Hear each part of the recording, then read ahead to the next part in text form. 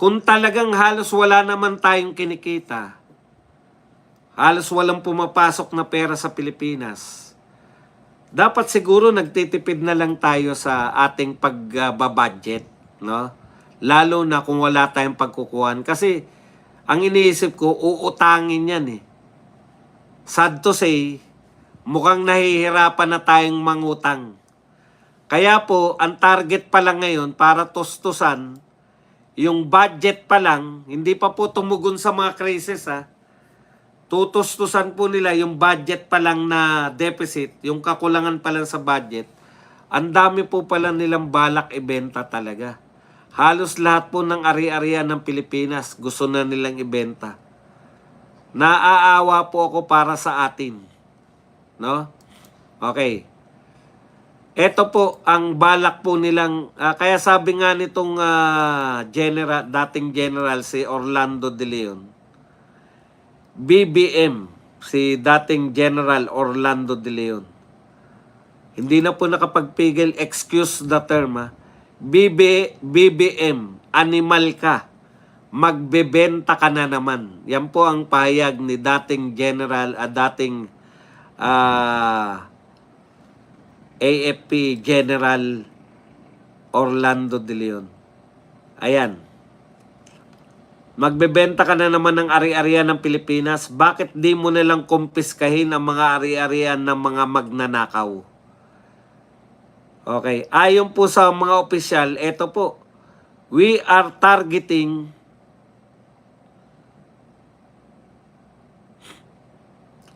Atrium of Makati, mile long, and a portion of FTI for this year. For this year, talagang ang plano po nila, kaya po pa, nakakapanggigil. Benta lang po ng benta.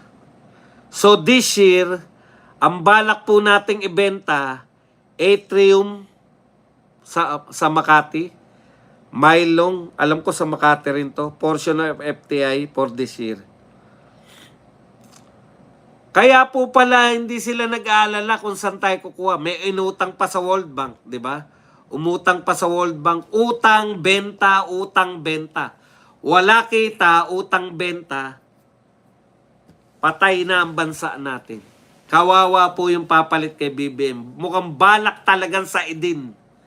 Yung said na said. Alam niyo po, kung hindi po nakakakuha ng mga foreign investors yung mga ang pagbabudget po, bukod po sa para makasurvive yung gobyerno natin, kaya mo binabudgetan, yung iba pa po, na hindi mo pasweldo, hindi mo pa pasurvive sa gobyerno, kaya ka po naglalagay ng budget, puhunan po yan. Para namumuhunan ka, para tayong yung gobyerno, para tayong mga kapitalista, yung mga negosyante. Kinakailangan po nating mamuhunan din, no, sa pamamagitan po ng mga infrastructure. Bakit po kinakailangan mong mamuhunan sa pamamagitan ng infrastructure? To attract foreign investors. Parang yan ang puhunan ng gobyerno. Kung gusto mong kumita balang araw, mag-invest ka sa infrastructure. Dahil lahat ng maunlad na bansa nag-invest sa infrastructure. Ang ganda po, di ba? Kaya lang, yung infrastructure natin, may nakita po ba kayong malalaking infrastructure sa panahon ni BBM? Wala. Wala ni isa. Yung kaisa-isang tulay na gustong-gusto niyang ipakita na legacy niya, hindi niya pa po sa kanya talaga yun. Dahil yun po, 100% gastos po ng mga Chinese. Yung pong dito sa Davao City. Ang nakakasama po ng loob, bukod sa walang nanonood sa atin, ang nakakasama po ng loob, wala ka na nga ginagawang malalaking infrastructure na makaka-attract. Ibig sabihin, nakatutok siya sa infrastructure sa mga flood control project. Bakit po sa flood control? Ang daling magnakaw sa flood control. Napatunayan na natin yan. Napakadaling magnakaw. Trilyon po. Ano sabi? Ang laki po. Nako, nakakapanlumo kasi 850 million ang pinamigay ng mga tauhan lang ni Saldico. So, ang laki po talaga. Napakalaki po na ninanakaw sa atin. Kaya po sa infrastructure, si BBM nakatutok o yung gobyernong ito kasi madali pong magnakaw sa infrastructure.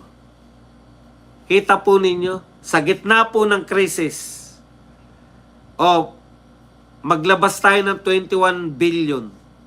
3 billion lang pala yung pang-ayuda. 18 billion infrastructure. Bakit na nga uli infrastructure? Madaling magnakaw sa infrastructure. Huwag na tayong ayoko na magpaganda ng pananalita. Kaya nyo tinututukan ng infrastructure sa pagbabudget. Krisis na.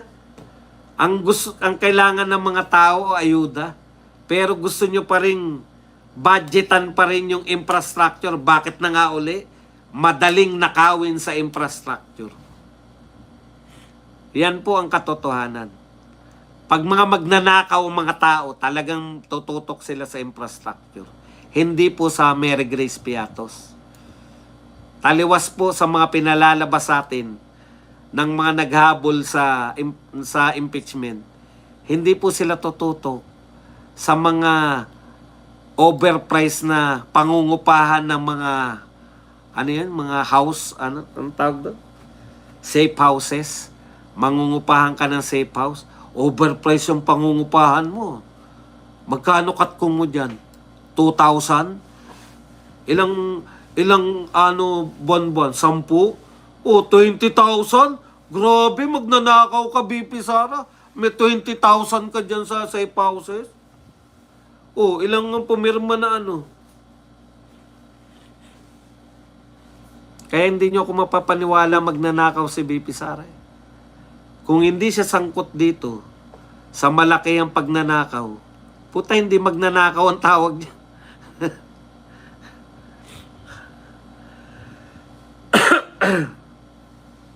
Okay.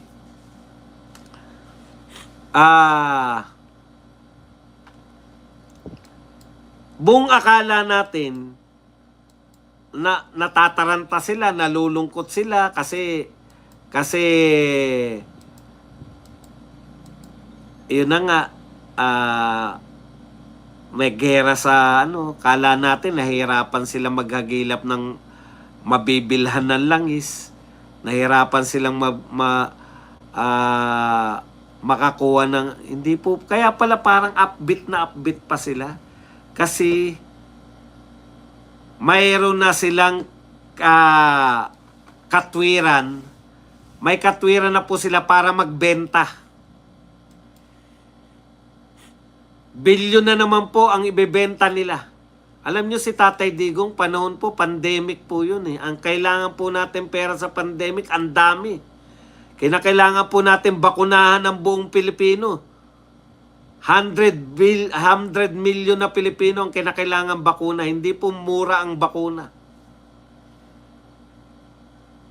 Pero never po, hindi po nakaisip na si Tatay Digong na ibenta po itong mga ari-arian natin. Kaya kawawa po tayo pagkatapos po ni BBM. Pag kayo po, inayaan nyo lang po to taon-taon. Yung mga nariyan po sa mga pag inayaan nyo po to na hanggang 2020, sabi nga ni Libiste, sana 2028 na talaga. Kaya lang, pag hinayaan naman natin to hanggang 2028, baka wala na ring matira. Wala na ring matira sa Pilipinas kung buhay pa tayo ng 2028. Grabe po. Ang dami pong gustong ibenta. Ito po hanggang matapos ang ating gobyerno, ito ang balak nilang ibenta. Benta mga hayop kayo. Wala pa nga. Asan na nangyari sa Maharlika Fund? Yung pinagbentahan nyo ng ginto, nireport nyo ba man lang sa amin? Saan napunta yung pinagbentahan ninyo ng ginto? Alam niyo po, yung Supreme Court, hindi po yan ano. Ang Supreme Court po ay korte. Ang korte po, magpapasya lang yan pag ikaw lumapit ka sa korte. Mayroon pong proyekto yung gobyerno na privatization. Okay, katulad po nitong 2026. Ayan po.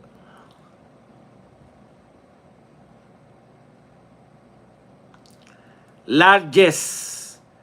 So how much is the deficit? Tignan po natin kung magkano yung deficit na kinakailangan nilang erase.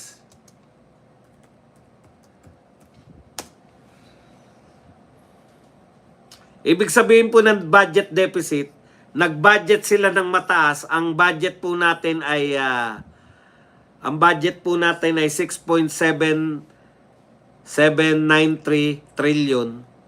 Tapos magkaka-budget deficit po kung hindi po natin kikitain yung 6.7 trillion. Ngayon, magkano po yung budget deficit natin?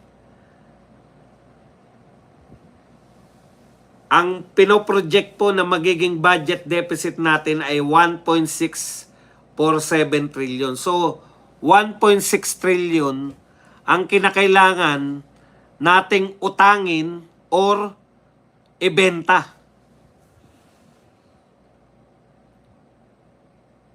Kasi sa projection natin ng kikitain, kapos tayo ng 1.6 trillion. Kung kapos tayo, kung hindi naman natin kinikita yan, wag na tayong budget ng mataas, 'di ba? Total wala rin naman. Ano ba, bakit ka ba nagba-budget ng mataas? Bakit? Para mag-attract ka ng foreign investors, para mag-attract ka ng turista? Wala ka rin namang ma-attract eh. Okay. Ano po yung mga balak ibenta ng gobyerno na to? Ito po yung mga pag-aari ng ating pamahalaan para ibenta balang araw hanggang matapos siya. Ito po, from 2024 to 2027, ito po ang balak ibenta ng ating gobyerno. Financial Center Area in Pasay City. Kung saan man yan, siguro yung buong ano na yan. Yung lahat ng tinambakan nila ng lupa, bebenta nila. FTI in Taguig. 2.2 hectare mile-long property in Makati. Meron palang tinatawag 2 hektarya na pag-aari ng gobyerno sa Makati. Idle properties in prime location for redevelopment into malls, offices, or hotels. Infrastructure and tollway. Ito po. Subic-Clark Tarlac Expressway. Selling the government 50% stake. Bago lang po itong SCTEX na to eh. Ito po nakakasama ng loob Yan po, hindi po natin, ibig sabihin po niyan, yung SCTEX, bagong, gusto ko nang umiyak. Dinadaanan po natin yan, no? Halos bagong tayo pa lang po yan. Yan po yung mga infrastructure, aray, kagat ko tuloy dila ko. Yan po yung infrastructure nila. Yan po yung infrastructure na mga kaya mo tinayo para maka-attract ka ng foreign investors, di ba? Okay. SCTEX, South Luzon Expressway, meron din tayong government dyan. So, ibig sabihin po, eto po, kaya po ito natayo. Wala naman tayong pera eh. Tinitiyak ko sa inyo, na ipatayo natin yan, inutang po yan. Imagine niyo nagpatayo tayo ng mga expressway, iniutang natin na babayaran po, hindi po ng 1 taon, 2 taon, babayaran po ng mga, alam ko, pagbabayad dyan, yung sa kikitain ng toll, di ba? Kikita yung toll, Ayan, no? Tapos ibebenta natin. Ibig sabihin, hindi pa tayo nakakabayad.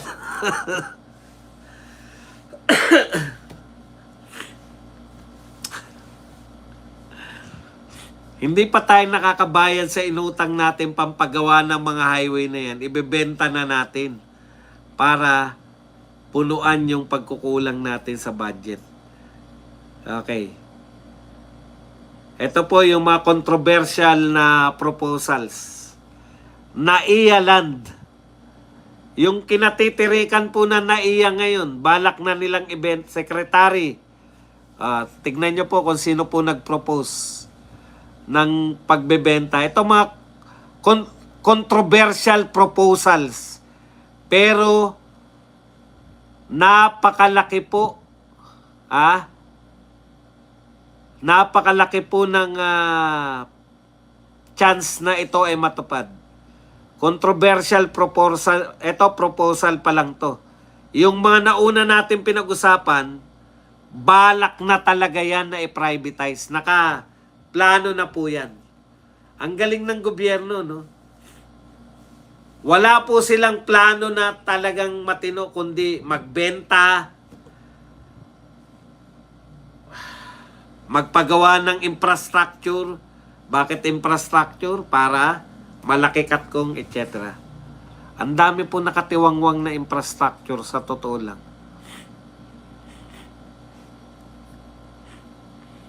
Kay Tatay Digong, no? Kitang-kita mo na parang may pag-unlad kasi tuloy-tuloy yung trabaho. Dito po, nakikita ko po yung skyway dito na, di ba may skyway ka na aakitan para pa sa Balintawak. Tapos merong pang skyway na hindi na natapos. Ang dami pong nakatenga. Diyan din, no, nagpunta ako sa Iloilo, meron din mga nakatenga ng mga kalsada diyan. Proposal NAIA Land. Sino po ang suggest nito na ibenta? Finance Secretary Ralph Recto. Executive Secretary na siya. Huwag kayong mag-alala. Baka pagka mulat natin na ibenta na yan. 600 hectare land na may potential, which could potentially generate 6 trillion. 6 trillion po. Pwedeng maibenta yan ng 6 trillion. Kung pagkitaan na lang natin.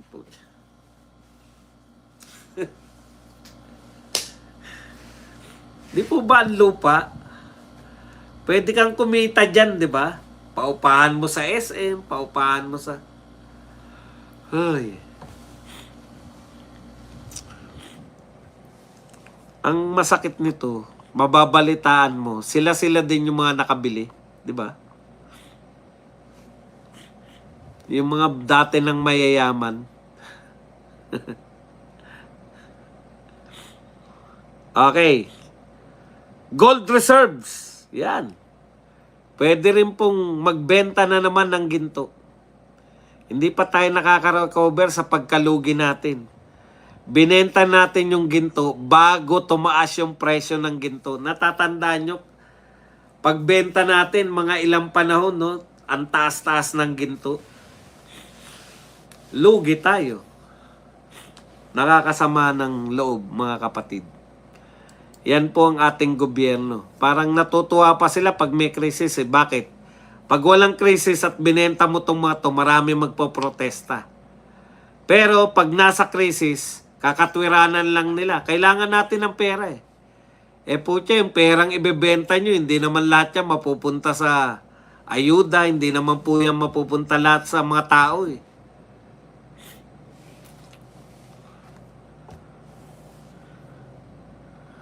Marami po dyan mapupunta lang sa bulsa ninyong lahat. Okay.